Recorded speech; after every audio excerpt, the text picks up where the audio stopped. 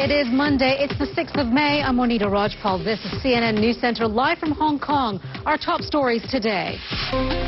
An eerie silence hangs over the streets of Dhaka this Monday after thousands of riot police and military troops broke up violent protests. The streets of Bangladesh's capital resembled a war zone. Sunday, at least 14 people were killed and 75 injured as protesters clashed with police. Around 500,000 Islamists brought the city to a halt, demanding laws against blasphemy. They are members of the ultra-conservative Protectors of Islam group. Journalist David Bergman joins us now live from Dhaka. And David, what we understand is that they have some pretty conservative, pretty strict and high demands, we can describe them as. They have declared that men and women should not be allowed to mix freely in the country of some 150 million, we understand. They've also demanded that the country enact laws that put to death anyone who has blasphemed Islam. Who are these people? They're an organization that is based in Chittagong. For that, David Bergman there reporting to us from Dhaka. The funeral home holding the body of dead Boston bombing suspect Tamerlan Tsarnaev is struggling to find a cemetery that will accept his remains. At least 3 cemeteries have already refused burial requests, and city officials in Cambridge, where Tsarnaev lived, said they would not allow his body to be buried there either, saying it wouldn't be in the best interests of the city. Germany's highest-profile neo-Nazi trial is now underway. Beate Schäpe is charged over a series of murders, bank robberies and bombings in immigrant areas of Cologne. The case has exposed gaps in Germany's intelligence on far-right groups.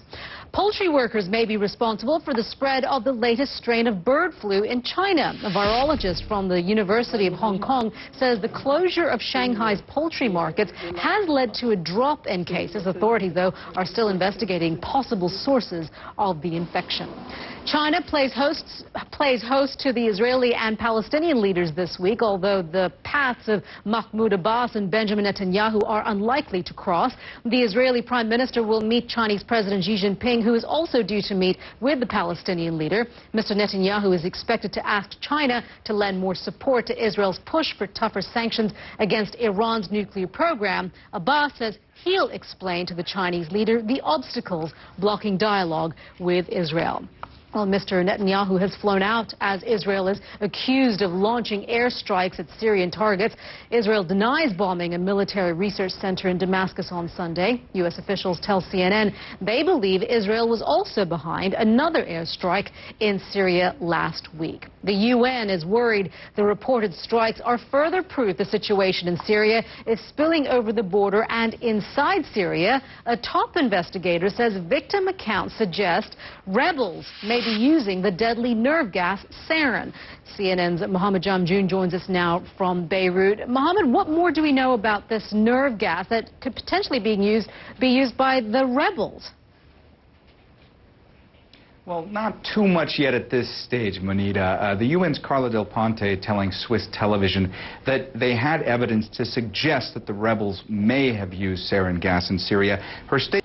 Mohammed, thank you. Mohammed Jamjoon there, live for us from Beirut. You are watching CNN News Center live from Hong Kong. You are watching CNN News Center live from Hong Kong. I'm Monita Rajpal. After a hotly contested election campaign, Malaysia's ruling coalition has managed to extend its 56-year grip on power. The Prime Minister has called for national reconciliation. The opposition leader has denounced the election results, saying they were marred by fraud.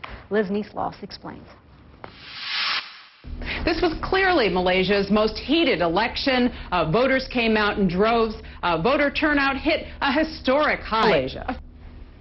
Meanwhile, there's less than a week to go before historic elections in Pakistan. Saturday's parliamentary vote will mark the first transfer of power between 2 democratically elected governments. CNN's Simon Mohsen has more now from Islamabad. In a country that spent most of its 66 years under military rule, this election is being dubbed the biggest and best yet. Some of football's biggest names are getting together to try and fight racism in the sport. Amanda Davis joins us now from London with those details. Hi, Amanda.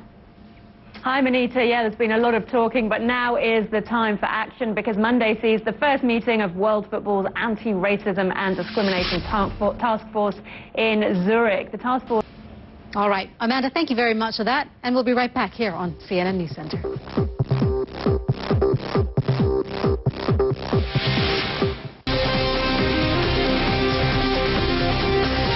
You are watching CNN News Center live from Hong Kong. 600,000 people may be victims of forced labor in countries across the Middle East. That's according to a new report from the International Labor Organization that says many of those victims are lured into jobs that don't exist or to conditions far worse than expected. Atika Schubert met one woman who was told about an opportunity in Italy, but instead was trafficked to Iraq.